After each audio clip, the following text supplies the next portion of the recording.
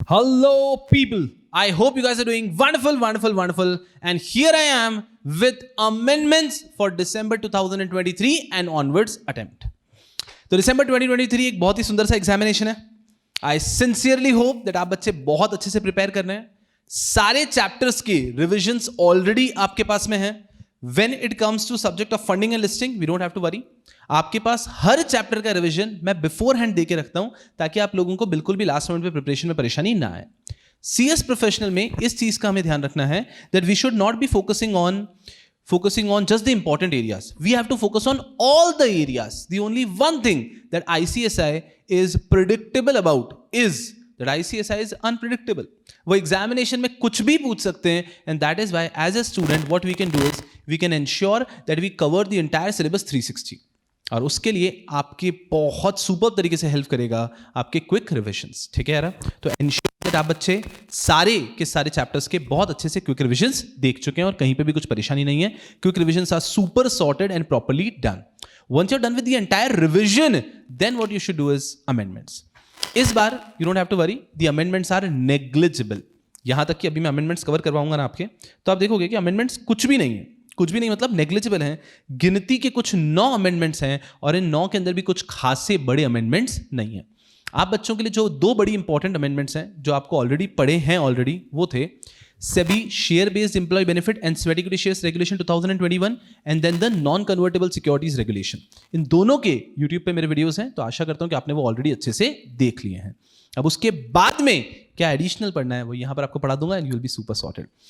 What you have to do is you have to just watch this amendment lecture और ये amendment lecture के बाद में I'll ensure कि examination तक आप ये amendments ना भूलें एंड एग्जाम के एक दिन पहले या रिवीजन के टाइम पे 5 मिनट में आपके सारे अमेंडमेंट्स का रिवीजन हो जाएगा. तो इस अमेंडमेंट के एंड में मैं आपको एक quick revision of the amendments भी करवा के दूंगा. तो एकदम मजे से रहो. आप बस अपनी तरफ से तूफान तरीके से पढ़ते जाइए. You have all the resources world. आपके पास दुनिया की सारी रिसोर्सेज हैं to score the maximum possible marks. लेकिन बस आपको क्या करना है, अच्छे से खूब मेहनत करनी है. Right. Keep smiling, keep working hard without wasting any time. Now let's start the amendments. चलिए, ये कुछ 9 अमेंडमेंट्स हैं. इसके लिए आपके लिए ऑर्गेनाइज तरीके से ऑलरेडी मैं एनालिसिस वगैरह सब बना के लाया हूं ताकि आपको कम से कम समय के अंदर पूरे अमेंडमेंट्स प्रेम से करवा सकूं. आई अंडरस्टैंड कि at this stage what is the most important thing, it is with respect to time.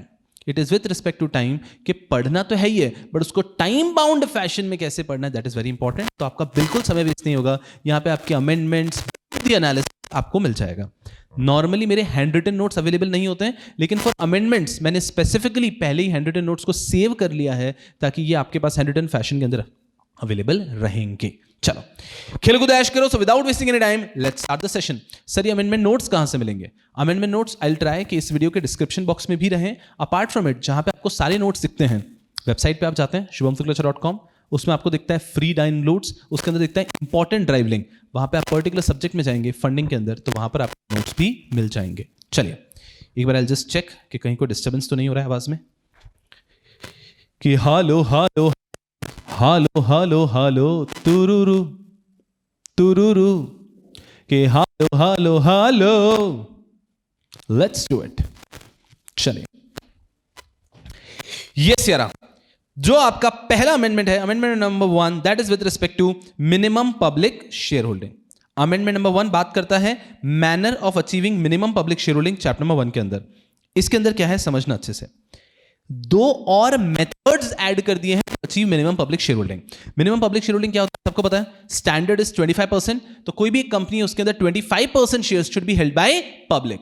उसको अचीव करने के लिए कि अगर एक कंपनी है जो मिनिमम पब्लिक शेयर होल्डिंग के थोड़ा सा इधर आ चुकी है, to achieve minimum public share holding a company can use 2 new methods introduced in the latest amendment. These 2 new methods are, 1, you can go for right issue to public shareholders and you can go for bonus issue to public shareholders. अच्छे से logically समझो. ये 2 नए methods दिए हैं institute ने. ये 2 नए मेथड्स दिए इंस्टीट्यूट नहीं सेबी ने. ये 2 नए मेथड्स दिए हैं सेबी ने, जिसके माध्यम से अब आप अगर मिनिमम पब्लिक शेयर वॉयलेशन हो रहा है, अगर मिनिमम पब्लिक शेयर होल्डिंग से थोड़ा सा भी वॉयलेशन हो रहा है, तो ये 2 लिमिट्स, ये 2 मेथड्स यूज करके आप लिमिट के अंदर आ सकते हैं. The 2 methods are by way of right issue and by way of bonus issue. Right issue और बोनस इशू के माध्यम से आप मस्ती से लिमिट के अंदर आ सकते हैं। ये ऑप्शन हो गया। एक चीज लॉजिकल है, ध्यान रखना कि जब भी आप राइट इशू और बोनस इशू करेंगे तो प्रमोटर को जो है कुछ भी राइट मिलेगा नहीं, तभी तो आप मिनिमम पब्लिक शेयर होल्डिंग को लिमिट में लाएंगे। अगर आप प्रमोटर को भी दे देंगे और पब्लिक को भी दे देंगे तो वापस वायलेट हो जाएगा ना। तो दो मेथड है जिससे कि आप मिनिमम पब्लिक शेयर होल्डिंग की लिमिट में वापस आ सकते हैं, bye way of right issue and by way of bonus issue. दो नए मेथड्स दिए हैं, लेकिन जब आप राइट इशू बोनस इशू करेंगे प्रमोटर का जो कंट्रीब्यूशन है, प्रमोटर को यहां पे कुछ भी मिलेगा नहीं। Easy PG. अब उन्होंने क्या किया है, साथ ही साथ इस अमेंडमेंट के अंदर changes have been made in other rules also for increase in minimum public share holding, कि अगर आपको मिनिमम पब्लिक शेयर होल्डिंग को बढ़ाना है तो जो दूसरे रूल्स हैं उसके अंदर भी कुछ चेंजेस आ गए हैं। What are the changes? First, promoter can use either one और टू, नॉट बोथ। प्रमोटर या तो जो मैंने बताया अभी राइट इशू का मोड यूज कर सकता है या बोनस इशू का मोड यूज कर सकता है for increasing minimum public share holding, लेकिन वो दोनों यूज नहीं कर सकता। ये पहला पॉइंट। दूसरा, if promoter selling his share to increase the minimum public share holding, traditional route क्या है मिनिमम पब्लिक शेयर होल्डिंग बढ़ाने का? प्रमोटर अपने शेयर्स बेचते हैं, तो वो पुराने ऑप्शंस तो है ही है, नए ऑप्शन आए हैं राइट इशू बोनस इशू। तो अगर प्रमोटर पुराने ऑप्शन को एक्सरसाइज करके अपनी एग्जिस्टिंग शेयर होल्डिंग बेचना चाह रहा है तो उसके अंदर क्या कह रहे हैं, the listed entity should announce to the stock exchange 1 trading day prior to selling, कि प्रमोटर जब भी अपने शेयर सेल करना चाह रहा है, प्रमोटर को 1 ट्रेडिंग डे पहले लिस्टेड एंटिटी को स्टॉक एक्सचेंज को ये चीज बता देनी है that promoter is about to sell his share to comply with minimum public share holding. Second, listed entity को एक अंडरटेकिंग देनी है to stock exchange that promoter will not buy any shares in the open market, के promoter open market से भी कोई shares bye करने वाला नहीं है। तो जैसे कि टॉपिक क्या चल रहा है, टॉपिक चल रहा है कि अगर हम मिनिमम पब्लिक शेयर होल्डिंग को वायलेट कर देते हैं तो we have to again comply with the limit. अगर लिमिट को कंप्लाई नहीं करेंगे हम तो कंपनी लिस्ट हो सकती है। तो ये लिमिट को कंप्लाई करने के लिए जो ट्रेडिशनल ऑप्शंस थे वो तो हैं, साथ में दो नए ऑप्शन आ चुके हैं that the company can go for right issue and bonus issue. इसके अंदर रूल्स में हमने पहला पॉइंट पढ़ा कि कभी भी प्रमोटर ये दोनों ऑप्शन को एक्सरसाइज नहीं कर सकता है, इन दोनों में से किसी एक को एक्सरसाइज करेगा। फिर उन्होंने बताया कि अगर प्रमोटर ट्रेडिशनल रूट से जाना चाहता है, that promoter is intending to sell his share, वो ट्रेडिशनल रूट से जाना चाहता है, ट्रेडिशनल रूट से भी जा सकता है। प्रमोटर ट्रेडिशनल रूट से जाना चाहता है तो प्रमोटर ट्रेडिशनल रूट से भी जा सकता है, लेकिन ट्रेडिशनल रूट से जाएगा तो उसमें इतनी सी कंडीशन है कि जो लिस्टेड एंटिटी है, the listed entity has to make an announcement to the stock exchange with all the details 1 trading day prior to selling, के promoter is about to sell the share. साथ ही साथ listed entity has to give an undertaking that promoter will not buy any shares from the open market. ये भरोसा होना चाहिए। Quite easy. उसके बाद में ESOPs to increase minimum public share holding. एक और ऑप्शन है कि आप ESOPs इशू करके मिनिमम पब्लिक शेयर होल्डिंग को इंक्रीज कर दो। आप वो भी कर सकते हैं, लेकिन उसमें लिमिट है कि मैक्सिमम कितना कर सकते हैं, 2%। मैक्सिमम जो आपकी कंपनी की टोटल कैपिटल उसका 2% आप ESOPs के माध्यम से इशू कर सकते हैं to increase public share holding. दूसरा, promoter group will be allotted any share, मतलब promoter group will not be allotted any share. एकदम आराम से यहां पे लिख देता हूं अच्छे से, promoter group will not be allotted any share. जैसे राइट इशू बोनस इशू है, वैसे ESOPs में भी आप करेंगे ESOPs 2% मैक्सिमम कर सकते हैं to increase the minimum public share holding, लेकिन वहां पर भी प्रमोटर ग्रुप को आप कुछ भी शेयर्स अलॉट नहीं कर सकते। और यहां पर एक और point, transfer of promoters shares to ETF to increase market public share holding. Minimum public share holding increase करने के लिए एक और ट्रेडिशनल रूट है कि प्रमोटर अपने शेयर्स को एक्सचेंज ट्रेडेड फंड ETF को ट्रांसफर कर दें। वहां पे क्या लिमिट है, 1 मैक्सिमम 5% कर सकते हैं कंपनी की टोटल शेयर कैपिटल का, और दूसरा, listed entity has to announce the details to stock exchange 1 trading day prior to the transfer. And this is the amendment with respect to minimum public share holding. कि minimum public share holding को लेकर ये amendments है, एकदम easy amendment है, focus करना अच्छे से। चलो सब लोग के साथ में। So what are we doing? We are studying the amendments of funding. There are hardly 9 amendments. There are hardly 9 amendments to be studied. One of them is the first amendment with respect to increase in minimum public shareholding. कि अगर कोई भी company minimum public share holding को बढ़ाना चाहती है तो उसके पास क्या क्या ऑप्शन है। जो ट्रेडिशनल ऑप्शंस थे वो तो हैं ही सही, साथ में 2 नए ऑप्शंस आ चुके हैं कि आप राइट इशू के माध्यम से भी बढ़ा सकते हैं, आप बोनस इशू के माध्यम से भी बढ़ा सकते हैं। ठीक है, उसके साथ में बताया कि अगर राइट इशू बोनस इशू के माध्यम से बढ़ाना चाहते हो तो दोनों में से एक ऑप्शन ले सकते हो, दोनों नहीं। उसके बाद में अगर ट्रेडिशनल रूट से बढ़ाना चाहते हो, उसको लेके कुछ रूल्स बताए कि अगर आप ट्रेडिशनल रूट से बढ़ाना चाहते हैं कि प्रमोटर अपने शेयर्स पब्लिक को बेच रहा है, स्टॉक एक्सचेंज पे बेच रहा है, तो कंपनी को, लिस्टेड एंटिटी को, स्टॉक एक्सचेंज को एक अनाउंसमेंट देना है 1 trading day prior to the selling, और साथ में ये अंडरटेकिंग भी देनी है कि प्रमोटर ओपन मार्केट से कुछ लेगा नहीं। अगर हम ट्रेडिशनल रूट में ईसॉप्स इशू करना चाहते हैं, आप वो भी कर सकते हैं, बट वहां पे प्रमोटर ग्रुप के कुछ भी शेयर्स नहीं मिलेंगे, और साथ ही साथ दूसरी चीज दैट मैक्सिमम 2% ही आप कर सकते हैं। थर्ड, अगर प्रमोटर अपने शेयर्स ईटीएफ को बेचना चाहता है डायरेक्टली, तो वो भी कर सकते हैं, तो द लिमिट इज मैक्सिमम 5% ही करेंगे, और यहां पर भी लिस्टेड एंटिटी को अनाउंसमेंट देना होगा स्टॉक एक्सचेंज को, स्टॉक एक्सचेंज उसको पब्लिकली डिसेमिनेट कर देता है, इसलिए अनाउंसमेंट देना होगा that 1 trading day prior to the selling क्या हम हमारे शेयर्स बेच रहे हैं। अमेंडमेंट्स में एक परेशानी जरूर होती है, उसको अच्छे से समझिएगा। आइडियली अमेंडमेंट्स कौन से होने चाहिए, जो टॉपिक आपके सिलेबस में है उसमें अगर कुछ चेंज हो तो अमेंडमेंट्स आपको पढ़ाने चाहिए, बट आईसीएसआई वैसा नहीं करता है। जो भी कहीं पे भी अमेंडमेंट हुआ होता है आईसीएसआई उसको सप्लीमेंट में दे देता है, ठीक है। तो कुछ अमेंडमेंट्स ऐसे आपको दिख सकते हैं जो कि हमारे लिए डायरेक्टली रेलेवेंट नहीं है, but just to be on a safer side हम सब चीजों को पढ़ के जाते हैं, ठीक है। इन माय पर्सनल ओपिनियन अगर कोई भी इंपॉर्टेंट अमेंडमेंट होगा तो मैं उसको स्टार मार्क कराऊंगा, ग्रीन डेट सिक्योरिटी वगैरह का मार्क कराऊंगा, otherwise there is no much important amendment this time. ये सब जनरल बातें हैं, जो बहुत सारी चीजें तो पहले सिलेबस में थी भी नहीं, हमारे मॉड्यूल में है ही नहीं, लेकिन उसका अमेंडमेंट आया तो उन्होंने दे दिया, तो मस्ती से रहने का। The first amendment we done with out of 9 we done with 1 amendment. The first amendment कि अगर कभी भी मिनिमम पब्लिक शेयरहोल्डिंग बढ़ानी है तो उसके अंदर 2 नए रूट आ चुके हैं, right issue and bonus issue, और जो पुराने ट्रेडिशनल रूट थे उसमें भी कुछ चेंज कर दिया उन्होंने, कुछ डिस्क्लोजर्स दे दिए हैं कि अगर प्रमोटर अपने शेयर्स को बेचना चाहता है तो उसको ध्यान रखना है, प्रमोटर अगर अपने शेयर्स को बेचना चाहता है तो प्रमोटर को ध्यान रखना है कि वो लिस्टेड एंटिटी के माध्यम से एक अनाउंसमेंट दे स्टॉक एक्सचेंज को, साथ में वो ओपन मार्केट से कुछ भी शेयर्स को एक्वायर ना करेगी। अनाउंसमेंट शेयर सेलिंग के 1 ट्रेडिंग डे पहले दे देना है, इजी पीजी ओवर। ईसॉप के माध्यम से भी आप कर सकते हैं, लेकिन उसके अंदर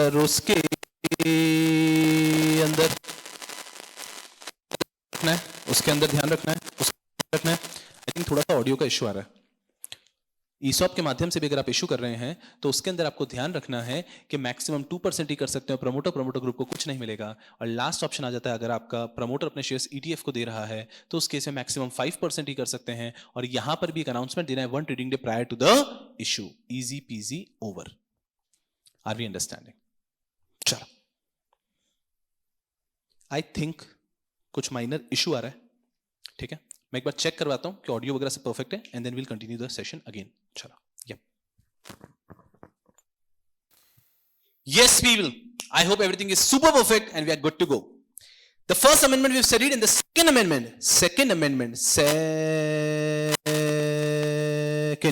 and the second amendment is as follows. It is in ICDR regulation. बहुत ही आसान सा amendment है. This is talking about underwriting. Focus करना अच्छे से. Amendment in regulation number 40 and 136. जैसे कि हमको पता है कि आईसीडीआर में पहले आईपीओ रिलेटेड प्रोविजन है, फिर एफपीओ रिलेटेड प्रोविजन है, तो 40 और 136 दोनों में अमेंडमेंट है। आईपीओ और एफपीओ अगर आप कर रहे हैं through other than book building mechanism, मतलब फिक्स प्राइस मैकेनिज्म से हो रहा है, अदर देन बुक बिल्डिंग हो रहा है, तो उसके रूल्स यहां पे दिए हैं। और अगर आप आईपीओ कर रहे हैं थ्रू बुक बिल्डिंग मैकेनिज्म तो उसके रूल्स यहां पर दिए हैं। बहुत इजीली समझते हैं, कोई बड़ी बात नहीं है। अब कोई भी टेक्निकल इशू नहीं आएगा और हम पूरा का पूरा अमेंडमेंट लेक्चर प्रॉपर्ली कंप्लीट कर पाएंगे।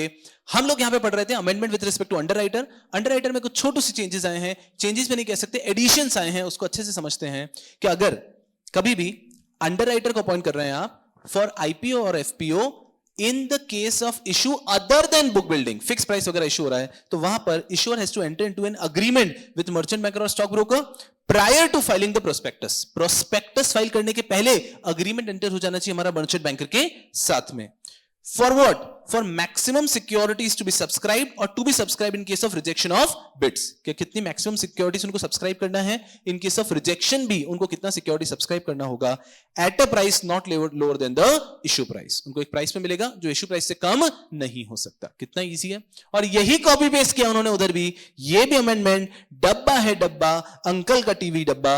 अगर कभी आईपीओ और एफपीओ कर रहे हैं through book building mechanism, if there is an IPO or FPO through book building mechanism, then issuer has to enter into an agreement with lead manager or syndicate members before filing the red herein prospectus. आपको I think changes पे focus करेंगे।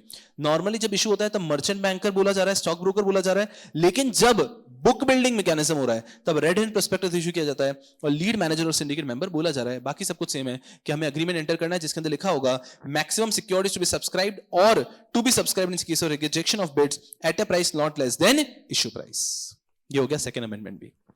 मैं हर एक amendment को एक marking दूंगा, तो मेरे हिसाब से पहला वाला अमेंडमेंट के बाद में दूसरा अमेंडमेंट तो कंप्लीटली डब्बा है, डब्बा अंकल का टीवी डब्बा। डब्बा अमेंडमेंट का मतलब है हमारे लिए बिल्कुल रेलेवेंट नहीं है, सिर्फ सप्लीमेंट में दिया था, तो मैं चाहता हूं कि हर बच्चे की इस पे से नजर घूम जाए। बाकी कुछ सब्सटैंशियल लॉ में चेंज नहीं हुआ है, नेग्लिजिबल चेंज हुआ है, अकेडमिकली बहुत ज्यादा रेलेवेंट भी नहीं है, बट फिर भी ठीक है। वही बात है कि the key in CS professional is to study everything. तो उसी के तहत अमेंडमेंट क्या आया है? कुछ भी नहीं आया है। अंडरराइटर के अंदर जब भी आप अंडरराइटर को अपॉइंट कर रहे हैं, अगर फिक्स प्राइस इशू है तो उसके इसमें मर्चेंट बैंकर के साथ में आपको एक अग्रीमेंट करना है बिफोर फाइलिंग प्रोस्पेक्टस, जिसके अंदर आपको प्रोवाइड करना है the maximum securities he will be buying और in case of rejection of bids the securities will be buying at a price not lower than the issue price. Same जब आप कर रहे हैं बुक बिल्डिंग इशू, तब red herring prospectus file करने के पहले आपको एंटर करना है into an agreement with lead manager और सिंडिकेट मेंबर, जिसमें आप लिखेंगे the maximum securities the underwriter will be buying और the security he has to buy in case of rejection at a price not lower than the issue price. ये हो गया second amendment. तो पहला amendment क्या था? मिनिमम पब्लिक शेयर होल्डिंग को बढ़ाने से रिलेटेड अमेंडमेंट था। दूसरा क्या है? अंडरराइटर को अपॉइंट करते टाइम एक अग्रीमेंट एंटर करना है prior to filing the offer document. आहा आहा आहा। तीसरा amendment, SEBI issues amendment and guidelines for preferential issue and institutional placement of units for infrastructure investment trust। क्या है? कुछ भी नहीं है। एक्चुअली पिछले अमेंडमेंट में दो और बात बता देता हूं, मैंने हाईलाइट की है। In regulation 293 pertaining to condition for bonus issue, अगर आप बोनस इशू कर रहे हैं तो आपको स्टॉक एक्सचेंज का अप्रूवल लेना है लिस्टिंग के लिए for those securities. Very easy. And bonus shares भी इशू किए जाएंगे ओनली इन डीमैट फॉर्म। ये भी दो नए पॉइंट्स ऐड कर दिए हैं कि बोनस इशू करते समय भी आपको पहले स्टॉक एक्सचेंज से अप्रूवल लेना है for listing of this bonus issue, and bonus issue can be issued only in demat form. Again डब्बा है, डब्बा अंकल का टीवी डब्बा। आप इन नोट्स जब पढ़ेंगे तो आप अगर एक बार if you have time you can read the entire notes given by me. After that every time what you have to do is you just have to read this summary given by me and the highlighted part. That's it. Summary and highlighted part will serve the purpose of all the amendments. तो आपके कम से कम समय में सारे amendments हो, यही उद्देश्य है, और प्रॉपर एनालिसिस के साथ हो, यही उद्देश्य है। चलो फिर आता है अमेंडमेंट नंबर 3 जो कि हम देख रहे थे। This is an amendment in preferential issue और institutional placement of infrastructure investment trust and real estate investment trust. क्या कह रहे हैं ये? पहली चीज, minimum listing for 12 months was required for institutional placement, now it is removed। तो amendment के पहले रियल एस्टेट इन्वेस्टमेंट ट्रस्ट और इंफ्रास्ट्रक्चर इन्वेस्टमेंट ट्रस्ट में एक रिक्वायरमेंट थी कि अगर कभी भी आप इंस्टीट्यूशनल प्लेसमेंट करना चाहते हैं तो 12 months का लिस्टिंग कंपलसरी था कि 12 months के लिए you should be listed, only thereafter you can go for institutional placement. हटा दिया है इस प्रोविजन को यहां से कि अब ऐसा कोई प्रोविजन की रिक्वायरमेंट नहीं है, अब आप लिस्टिंग के तुरंत बाद भी इंस्टीट्यूशनल प्लेसमेंट कर सकते हैं। ये पहला चीज। दूसरा, the unsubscribe portion of this placement can be allotted to sponsor if institutional mechanism में आप कुछ इशू कर रहे थे, उसका जो अनसब्सक्राइब पोर्शन है वो स्पॉन्सर को आप अलॉट कर सकते हैं if ABCD issue is made to acquire assets from sponsor. Sponsor से ही असेट्स अक्वायर करने के लिए इशू कर रहे हैं। क्या समझ लीजिए, मैं Shubham Shuklecha, I have got a building worth 200 crore मेरे नाम पे।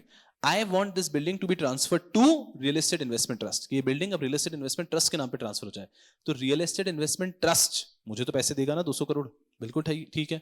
उसके लिए रियल एस्टेट इन्वेस्टमेंट ट्रस्ट कर रहा है इंस्टीट्यूशनल प्लेसमेंट, लोगों से पैसे रेस कर रहा है ताकि शुभम शुक्लेचा को पैसे दे दे और शुभम शुक्लेचा की बिल्डिंग ले ले। मैं ही स्पॉन्सर भी हूं अगर इस रियल एस्टेट इन्वेस्टमेंट ट्रस्ट का, तो ये कह रहे हैं कि मैं ही ये यूनिट्स भी ले सकता हूं। समझ में आ रहा है क्या हो रहा है? Real estate investment trust is doing institutional placement to raise money to buy a property from its sponsor. ये कॉमन प्रैक्टिस है, स्पॉन्सर की ही प्रॉपर्टी खरीदने के लिए इंस्टीट्यूशनल प्लेसमेंट से पैसा रेस कर रहे हैं।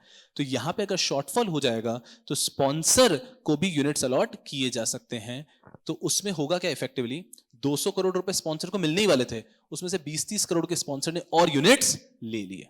ऐसा तो इस केस में कह रहे हैं कि स्पॉन्सर क्या इंस्टीट्यूशनल प्लेसमेंट के अंदर अनसब्सक्राइब यूनिट्स को ले सकता है? ले सकता है। पहला पॉइंट कि अगर ये जो इंस्टीट्यूशनल प्लेसमेंट किया गया था, ये किया गया था to acquire assets from the sponsor. Sponsor से ही असेट अक्वायर करने के लिए ये इंस्टीट्यूशनल प्लेसमेंट किया गया था, first condition. Second, 90% of the issue is subscribed, कि जो भी टोटल इशू था उसका 90% सब्सक्राइब हुआ था। हमने प्रेफरेंशियल इशू किया था 100 करोड़ का, तो 90 करोड़ तो आ ही गए हैं। Third, lock in for 3 years. Sponsor अगर ले रहा है तो स्पॉन्सर के ऊपर 3 इयर्स का लॉक इन लगेगा, अगर स्पॉन्सर इंस्टीट्यूशनल प्लेसमेंट में शेयर्स ले रहा है तो, यूनिट्स ले रहा है तो। Last, approval of unit holder is obtained. Ajit, तीसरा अमेंडमेंट भी हो गया। तीसरा अमेंडमेंट आपके फंडिंग के सिलेबस का ये है आपके सामने। पहला पॉइंट ये कह रहा है कि अगर इंस्टीट्यूशनल प्लेसमेंट करना है तो उसके लिए 12 मंथ्स की जो रिक्वायरमेंट थी लिस्टिंग से, वो अब हटा दी गई है। पहला amendment is that earlier after listing you have to wait for 1 year, only after that you can go for institutional placement, but now this condition has been removed, you can immediately go for institutional mechanism after the listing. One, second thing, अगर institutional mechanism में securities issue हो रहे हैं, units issue हो रहे हैं, तो क्या स्पॉन्सर पार्टिसिपेट कर सकता है? स्पॉन्सर ले सकता है कि थोड़े यूनिट्स? अगर ये 4 कंडीशन कंप्लाइड है तो स्पॉन्सर ले सकता है अनसब्सक्राइब्ड यूनिट्स। पहला, this institutional mechanism is done to acquire an asset from the sponsor. Sponsor से ही असेट अक्वायर करने के लिए ये इंस्टीट्यूशनल मैकेनिज्म किया गया है। ये पहली कंडीशन हो गई। दूसरी condition, 90% of the issue was subscribed, बिल्कुल प्रॉपर्ली सब्सक्राइब था। तीसरी कंडीशन, स्पॉन्सर अगर कोई यूनिट्स लेगा तो उसके ऊपर लॉक इन लगेगा for 3 years from trading approval. जिस दिन ट्रेडिंग अप्रूवल मिला वहां से 3 साल का लॉक इन। और लास्ट कंडीशन, यूनिट होल्डर का अप्रूवल भी हमने ले लिया है। अगर ये चारों कंडीशन कंप्लाइड है तो उस केस के अंदर स्पॉन्सर भी इंस्टीट्यूशनल मैकेनिज्म के अंदर अनसब्सक्राइब पोर्शन ले सकता है। Easy peasy over। और यहां पर हम लोग 3 अमेंडमेंट्स कर चुके हैं। Now prior to moving ahead to the further amendments, total कितने अमेंडमेंट्स पढ़ने हैं? 9। उसमें से 3 अमेंडमेंट आप पढ़ चुके हैं। हम इंडेक्स पे आते हैं और देखते हैं कि हमने कितने अमेंडमेंट्स पढ़ लिए हैं। There are total 9 amendments and out of 9 we are already done with 3 amendments. Let's see 1 2 3। The first amendment is with respect to manner of achieving minimum public share holding, कि किस प्रकार से आप minimum public share holding achieve कर सकते हैं। मुझे बताओ कितने नए मेथड ऐड हुए हैं? बोलो बोलो, है ना? बोलो बोलो, कितने मेथड्स ऐड हुए हैं? 2 नए मेथड्स ऐड हुए हैं। आई होप आप मुझे सुन सकते हैं अच्छे से। 2 नए मेथड्स ऐड हुए हैं। एक मेथड ऐड हुआ है राइट इश्यू करके और एक मेथड ऐड हुआ है बोनस इश्यू करके। इसको लेके कुछ रूल्स भी आए हैं। पहला रूल आता है कि राइट इश्यू और बोनस इश्यू आप दोनों को साथ में इस्तेमाल नहीं कर सकते हैं, कोई भी एक कर सकते हैं।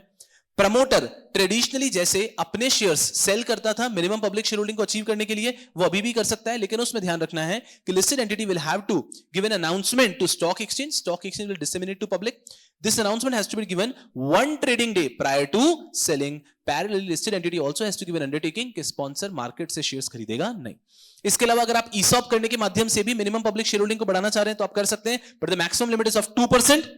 and further the sponsor the promoter group cannot participate, and the last is promoter issuing their shares to exchange traded funds। उसमें अपर लिमिट है 5% की आप मैक्सिमम कर सकते हैं, and this has to be taken care of। और यहां पर भी सेम लिस्टेड एंटिटी को एक अनाउंसमेंट देना होगा स्टॉक एक्सचेंज को 1 trading day prior to selling. अजी डन डन डन।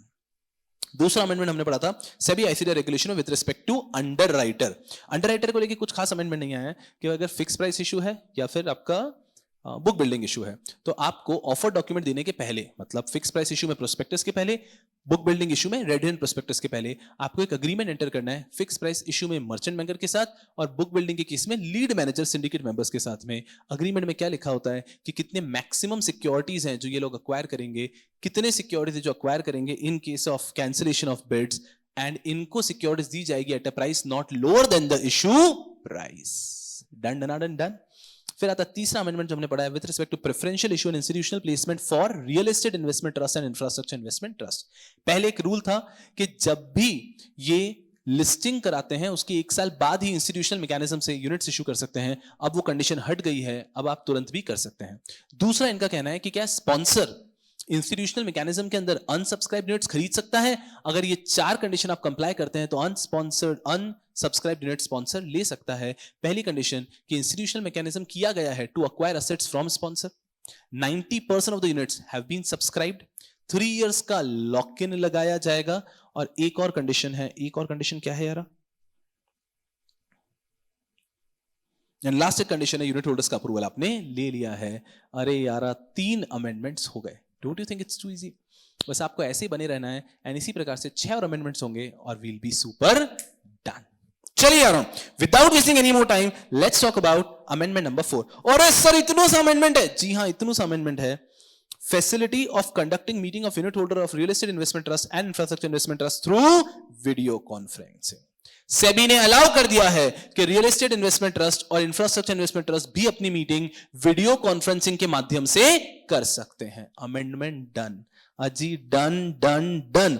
भगवान करे, अरे जी भगवान करे कि सारे अमेंडमेंट्स आपको ऐसे ही मिले. And we are done with 4 amendments now hitting towards the 5th amendment. 5th is also another small amendment. Dematerialization of securities of holdco and SPV held by real estate investment. चलो थोड़ा सा calm down हो जाओ. मुझे लग रहा है आप भी मेरे साथ डांस ही कर रहे हो, ठीक है ना? तो अमेंडमेंट्स एकदम मस्ती में पढ़ने होते हैं. ये वाला अमेंडमेंट को थोड़ा सा स्लो डाउन होकर पढ़ते हैं. सुनना अच्छे से. पहले आपको याद दिलाता हूं, रियल एस्टेट इन्वेस्टमेंट ट्रस्ट ये डायरेक्टली एसपीवी में तो इन्वेस्टमेंट कर ही सकता है, या फिर कॉमनली ये क्या करते हैं, एक बनाते हैं होल्डको एंड देन होल्डको सारे एसपीवी के अंदर इन्वेस्टमेंट करता है. याद आ रहा है ना? ये रियल एस्टेट इन्वेस्टमेंट ट्रस्ट है. अमेंडमेंट क्या है मैं बताता हूं.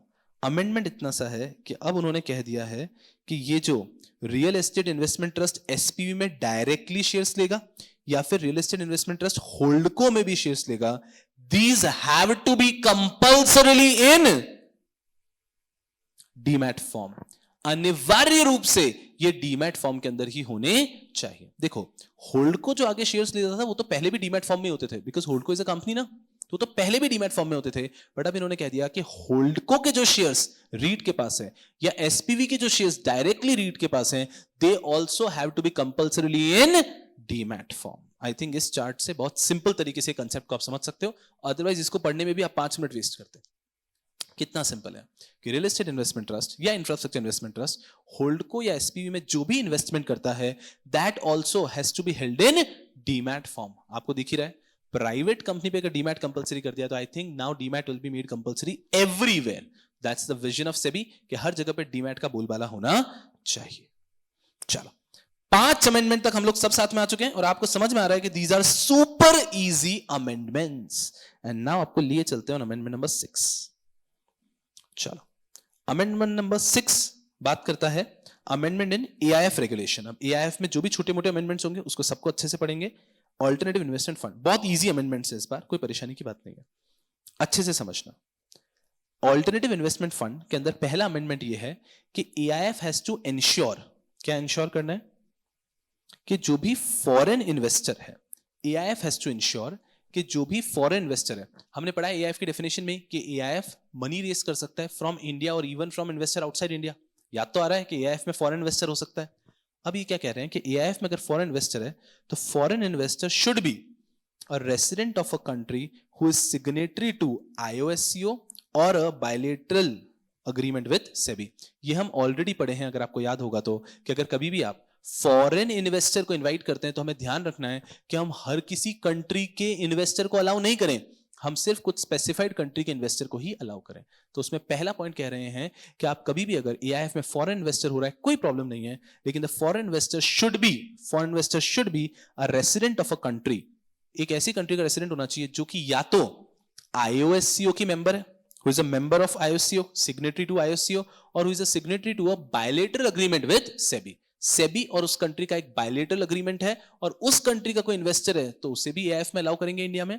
अगर कोई भी कंट्री है जो आईओएससीओ की मेंबर है, आईओएससीओ से सिग्नेटरी है, आईओएससीओ बोले तो international organisation of securities commission, उसकी सिग्नेटरी है तो उसको भी हम डायरेक्टली अलाउ करते हैं कि आप भी हमारे मेंबर बन सकते हो. Quite easy. अब दूसरी चीज समझना अच्छे से, और if there is any foreign investor या फिर कोई भी ऐसा investor of foreign institution having 25% share holding और investment of foreign institution having control, कि कोई भी ऐसा व्यक्ति है जो कि या तो फॉरेन इन्वेस्टर या फिर उस फॉरेन एंटिटी में जिसके पास 25% कंट्रोल है, शुड नॉट बी, वो नहीं होना चाहिए in the sanction list by UN security council. United nation security council की एक सैंक्शन लिस्ट होती है, उसमें वो होने नहीं चाहिए. और दूसरा, should not B resident of a country notified by FATF. They should not be resident of a country which are notified by FATF, Financial Action Task Force, as country having deficiency. याद करो ये हम पढ़ चुके हैं regular batch में बहुत अच्छे से. हम पढ़ते हैं कि कंट्री हैविंग डेफिशिएंसी के मनी लॉन्ड्रिंग मेजर्स वगैरह के अंदर उनकी डेफिशिएंसी है, या फिर और they are not addressing their deficiency, कि उनकी डेफिशिएंसी थी उनको बताई पर वो अपनी डेफिशिएंसी एड्रेस करने को भी रेडी नहीं है। अगर आप ऐसी कंट्री से बिलोंग करते हैं तो भी एआईएफ आपका इन्वेस्टमेंट नहीं लेगा। यहां पे I don't have to teach you much because ये सब लिमिट्स जो कंडीशंस है ये आप ऑलरेडी पढ़े हुए हैं, बट अच्छे से समझना है कि ये कंडीशंस अब एआईएफ के लिए भी अप्लाई कर दी है। पहले ये कंडीशन एआईएफ में नहीं पढ़ते थे, हम दूसरे फॉरेन इन्वेस्टमेंट में पढ़ते थे, लेकिन अब ये कंडीशन एआईएफ पे भी इंप्लीमेंट कर दी गई है कि ऑल्टरनेटिव इन्वेस्टमेंट फंड, एआईएफ भी अगर फॉरेन इन्वेस्टर से पैसे ले रहा है तो उसको ध्यान रखना है कि that foreign investor should be resident of a country which is signatory to IOSCO or signatory to a bilateral agreement with SEBI, and they should not be resident of a country which is mentioned in the sanction list of United Nations Security Council or which is FATF के हिसाब से resident of country notified by FATF as having deficiencies or they are not addressing the deficiencies। तो यहां के नहीं होने चाहिए और यहां के होने चाहिए। अच्छे से समझो कि ये क्या कह रहे हैं। कभी भी अगर हम AIF में फॉरेन इन्वेस्टर से पैसा ले रहे हैं तो क्या हम फॉरेन इन्वेस्टर से पैसा ले सकते हैं? The answer to that is yes, but आपको ध्यान रखना चाहिए कि वो यहां से इन दोनों में से किसी एक से होने चाहिए और इन दोनों में से किसी एक से नहीं होने चाहिए। सर इन दोनों में से किसी एक से होने चाहिए मतलब they should be from resident of a country which is signatory to IOSCO और they should be resident of a country which is signatory to a bilateral agreement with SEBI. ऐसे होने चाहिए। और कैसे नहीं होने चाहिए? They should not be They should not be in the sanction list of United Nations Security Council, and they should not be designated by FATF as countries having deficiencies, or FATF has designated them having deficiencies but not addressing the deficiencies. तो having deficiencies या not addressing deficiencies, ऐसे आप FATF से designated नहीं होने चाहिए। और United nation security council जो है उसके भी आप सैंक्शन लिस्ट में नहीं होने चाहिए हो। That is an amendment in AIF। AIF में और भी अमेंडमेंट है, ये AIF का पहला अमेंडमेंट था। आई होप अच्छे से दिमाग में बैठा है। ये लिमिट्स तो आपको पता ही थी, बस ये मैंने नई चीज क्या बताई है कि even in AIF also now this is applicable कि AIF अगर फॉरेन इन्वेस्टर से पैसे लेना चाह रहा है तो वो ले सकता है only if the foreign investor complies with this condition. चलो रुको, अभी AIF में और भी है। एक छोटू सा कंसेप्ट है, नया कंसेप्ट आया है, category 1 AIF, category 2 AIF, category 3 AIF। ये तीनों को एक और इंस्ट्रूमेंट दे दिया है कि यहां पे भी इन्वेस्ट कर सकते हैं after the amendment. They may buy और सेल क्रेडिट डिफॉल्ट स्वैप्स। वो क्रेडिट डिफॉल्ट स्वैप्स को भी बाय और सेल कर सकते हैं। क्रेडिट डिफॉल्ट स्वैप क्या होता है ये उन्होंने नहीं दिया आपके सिलेबस में भी, मैंने आपके नॉलेज के लिए लिख के दे दिया है, लेकिन ये आपके सिलेबस में नहीं है। आपके सिलेबस में अमेंडमेंट इतना सा आया है कि AIF कैटेगरी 1 2 3 अभी तक जहां पे इन्वेस्टमेंट कर सकते थे वहां तो कर ही सकते हैं, एक और नया इंस्ट्रूमेंट दे दिया है तीनों को कि कैटेगरी 1 कैटेगरी 2 कैटेगरी 3 तीनों चाहे तो क्रेडिट डिफॉल्ट स्वैप में भी इन्वेस्टमेंट कर सकते हैं। So category 1 AIF, category 2 AIF, category 3 AIF they can invest in credit default swaps. ये नया इंस्ट्रूमेंट नोटिफाई कर दिया। AIF के अंदर और भी अमेंडमेंट है, खत्म नहीं हुआ है।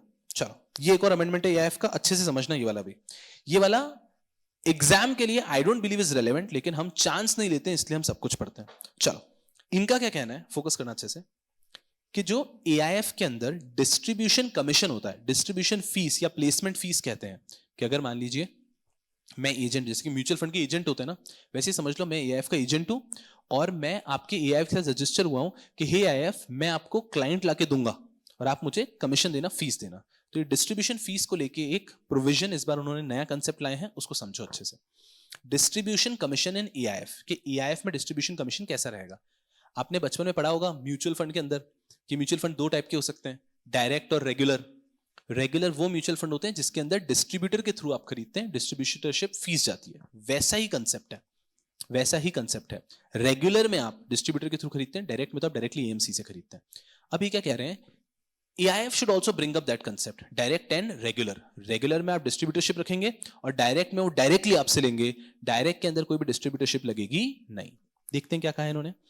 डिस्ट्रीब्यूशन कमीशन इन AIF, सबसे पहले तो उन्होंने कहा that AIF should come up with a direct plan। जैसे म्यूचुअल फंड में भी होता है एक डायरेक्ट प्लान और एक रेगुलर प्लान, वैसे ही AIF should also come up with a direct plan। Direct plan में क्या होगा, investor who approaches AIF directly, जो सीधे AIF के पास आए हैं या फिर जो आए हैं through SEBI registered intermediary who took fees from investor for advisory, मतलब पोर्टफोलियो मैनेजर। तो मान लीजिए डिस्ट्रीब्यूटर के थ्रू नहीं आए, मैं एक पोर्टफोलियो मैनेजर हूं, मैं एक इन्वेस्टमेंट एडवाइसर हूं, मेरे पास कोई व्यक्ति आया कि कहां पैसे लगाऊं, मैंने कहा उस एआईएफ में लगा दो, मैंने उससे तो फीस ली है ना एडवाइस करने की, तो वो डायरेक्टली एआईएफ में आ रहा है, डिस्ट्रीब्यूटर के थ्रू नहीं आ रहा है, किसी सेबी रजिस्टर्ड इंटरमीडियरी के थ्रू आ रहा है, या फिर वो खुद की रिसर्च करके डायरेक्ट आ रहा है। ऐसे लोगों के लिए एक डायरेक्ट प्लान होना चाहिए जिसके ऊपर कोई भी डिस्ट्रीब्यूशन कमीशन नहीं लगेगा। आई रिपीट अगेन, कोई भी ऐसा व्यक्ति जो डायरेक्टली एआईएफ में आ रहा है या किसी भी सेबी रजिस्टर्ड इंटरमीडियरी के गाइड करने पे एआईएफ में आ रहा है, यहां पर कोई भी डिस्ट्रीब्यूशन कमीशन लगना नहीं चाहिए। अरे जब वो मेरे पास आया, मैंने उससे इन्वेस्टमेंट एडवाइस की तो फीस ले ली है ना, और फिर अब उसको बताया आप डायरेक्टली आ जाएगा, तो वो डायरेक्टली एआईएफ में आ रहा है, इनके ऊपर कोई भी डिस्ट्रीब्यूशन कमीशन नहीं लगना चाहिए। डिस्ट्रीब्यूशन कमीशन कहां लगता है? एआईएफ के एजेंट्स हैं, वो एजेंट आपके पास है कि आप एआईएफ में इन्वेस्ट करो, उन्होंने कन्विंस किया और फिर आप गए, तो वो रेगुलर रूट रहेगा जहां पे कमीशन लगेगा। लेकिन इस अमेंडमेंट से उन्होंने कहा है कि AIF should start with a direct route in which if an investor directly approaches AIF और he is coming to AIF through SEBI registered intermediaries who have taken their own fees, तो इन cases के अंदर कोई भी distribution commission नहीं लगेगा। This is the first concept introduced. समझा है? आप इसको इजी तरीके से ऐसे पढ़ो कि एआईएफ में पहले सिर्फ रेगुलर रूट ही होता था, नाउ सेबी हैज सेड कि आप रेगुलर रूट के साथ में डायरेक्ट रूट को भी इंट्रोड्यूस करो। ये पहला change.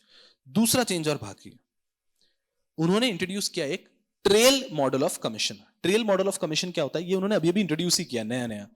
Trail model of commission क्या होता है? जिसके अंदर आप पूरा कमीशन एक ही बार में नहीं ले लेते हो। ये भी मैंने लिख के दिया आपके नॉलेज के लिए।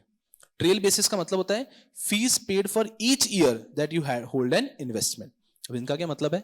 अगर मान लीजिए कमीशन बन रहा है 10,000 रुपए का, तो ट्रेल बेसिस को नहीं फॉलो करेंगे, रेगुलर बेसिस पे तो वो एजेंट बोलेगा कि अभी के अभी आप मुझको 10,000 रुपए दो, ये मैंने आपको ये मैंने आपको इन्वेस्टर लाके दिया, इन्वेस्टर दिया, पूरा का पूरा कमीशन अपफ्रंट दे दो मुझको। ये नॉर्मल कंसेप्ट हो गया अपफ्रंट का। ट्रेल बेसिस पे क्या होता है? जिसके अंदर मैं इन्वेस्टर लाके दिया हूं, अब इन्वेस्टर जितने साल आपके साथ रहेगा उसके हिसाब से मुझे कमीशन दो। तो अगर इन्वेस्टर आपके साथ में रहा है 5 साल तक, तो उसके हिसाब से मुझे मेरा कमीशन डिवाइड करके दो। 10,000 का कमीशन है तो वो 3,000 मतलब 3,333 3 साल में मुझको दे दो। तो ये ट्रेल बेसिस का है, जिससे क्या होगा कि अगर एक इन्वेस्टर मैं लेकर आ रहा हूं तो आपके साथ टिक रहा है तो ही आप मुझे पूरा का पूरा पैसा देंगे। पता चला उसने अभी पैसा लगाया और 15 दिन बाद वो पूरा पैसा निकाल के ले गया, तो आपने कमीशन तो दे दिया था ना। तो एक नया कंसेप्ट लेकर आए हैं ट्रेल बेसिस के ऊपर। अब इसके अंदर क्या रूल आया है? Trail model of commission. ये सब आपके सिलेबस में नहीं है, अमेंडमेंट में भी नहीं है कि ट्रेल बेसिस होता क्या है। उन्होंने क्या बता दिया है? That SEBI has started trail basis of commission. इसके अंदर कैटेगरी 1 एंड 2 के लिए है 1/3 will be upfront commission and 2/3 will be on trail basis. तो कैटेगरी 1 और 2 के लिए अब कमीशन लगेगा, कैसे पे किया जाएगा? 1/3 तो अपफ्रंट दे देंगे और 2/3 देंगे ट्रेल बेसिस पे। उसके साथ में कैटेगरी 3 के लिए क्या दिया है? उनका पूरा का पूरा होगा ट्रेल बेसिस पे। ये अमेंडमेंट है। मेरे हिसाब से ये अमेंडमेंट भी एक डब्बा अमेंडमेंट है, एग्जामिनेशन के लिए डायरेक्टली रेलेवेंट नहीं है। बट अगेन ये उनको अमेंडमेंट में नहीं देना चाहिए था इंस्टीट्यूट को, बिकॉज इसका रेगुलर कंसेप्ट भी हमारे सिलेबस में नहीं था। जब कमीशन का कंसेप्ट ही नहीं था सिलेबस में एआईएफ का, तो वो अमेंडमेंट कैसे दे सकते हैं? लेकिन उन्होंने दिया है तो पढ़ लेते हैं।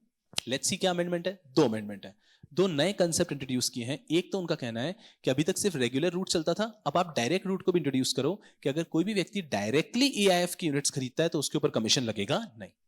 और अगर रेगुलर रूट में भी सेकंड चेंज आया है कि अगर रेगुलर रूट में भी कोई व्यक्ति यूनिट्स खरीद रहा है, उसको कमीशन देना है हमें डिस्ट्रीब्यूटर को, तो उसको कमीशन कैसा दिया जाएगा?